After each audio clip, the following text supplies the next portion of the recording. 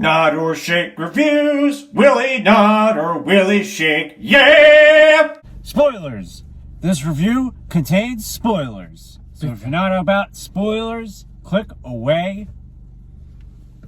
Hi, Johnny here. Welcome to another thing of Nod or Shake Reviews. Nod if the movie's good, shake if it's not so good. Either way, you should check it out because you might find your new favorite movie. This is going to be a little bit of a special episode that we're going to do a ranking as well if you're into that type of thing. So, on to the review. Fear Street, Part 3, 1666. As you know, I've been kind of lukewarm about the whole Fear Street series. Everything kind of got like a half shake. Not a total I hate this movie, but not a I like this movie.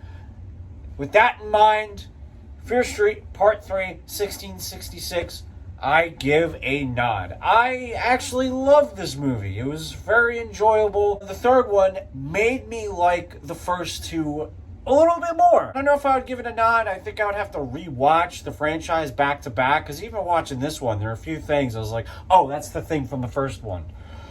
Having said that, I don't believe the whole, like, oh, it's good. This is just setup. The setup should be good as well. In fact, the setup should be really the best part to get you interested in the show / movie.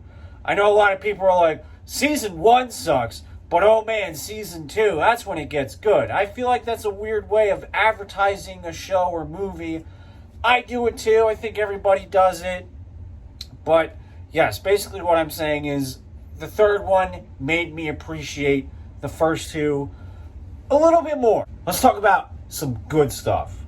Out of all the three of them, this I think was the most original. There was some stuff that made me go like, this is kind of reminding me of The Crucible, but this was actually a thing, Salem Witch Trials. So you can't really help that, I guess. As the movie progressed, to me, it just got more original. I was like, all right, this is new, this is cool. I was definitely more invested with the characters. I was more on the edge of my seat. The killers were more cool. They did some cool things, and it was cool seeing them all together. Let's talk about some things that I feel like they could have worked on. I mean, it's too late, but whatever. The 1666 had accents. Personally, I would have just did American. I mean, I know it's technically not factual correct, but you know what? You got Satan and serial killers that are dead years past killing people. I was just like, yeah, you're American, because it was borderline distracting, especially because there was a lot of like, I'm Irish. You know, the slip-ups made me go like, whoa. It still had that kind of annoying, let's throw in things from the 90s just because we can, to remind everybody that we're from the 90s, and hopefully everybody will get a thing of nostalgia and make us like us more. I didn't think they needed that, and it just felt so out of place sometimes. It was just like, they're serial killers chasing people. Why is this guy talking about a CD player? What are we doing? They did kind of make a joke on it, but it was one of those things. It's like, you're just throwing this in my face to make me go like, oh, that! I remember that!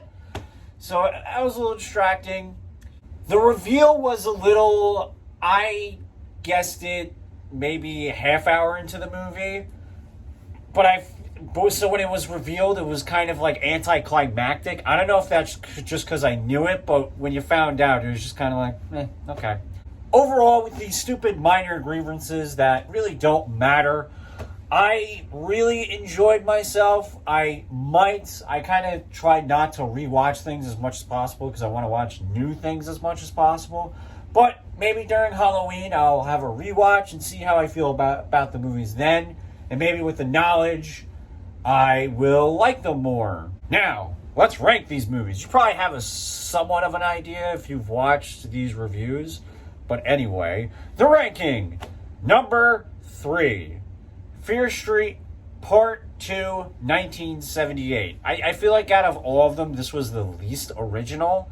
Yes, they went into the lore a little bit, and that was interesting, but I feel like overall it was every 1980s summer camp slasher movie. It didn't really do anything new. Nothing was like, oh my god. Number 2, Fear Street Part 1, 1994.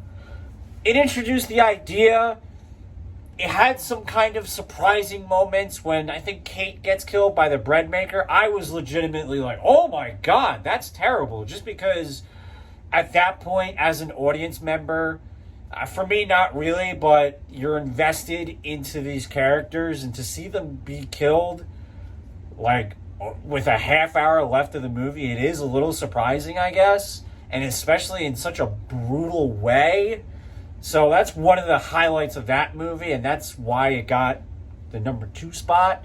And number 1, as you can guess, because there's only 3, is Fear Street Part 1, 1666.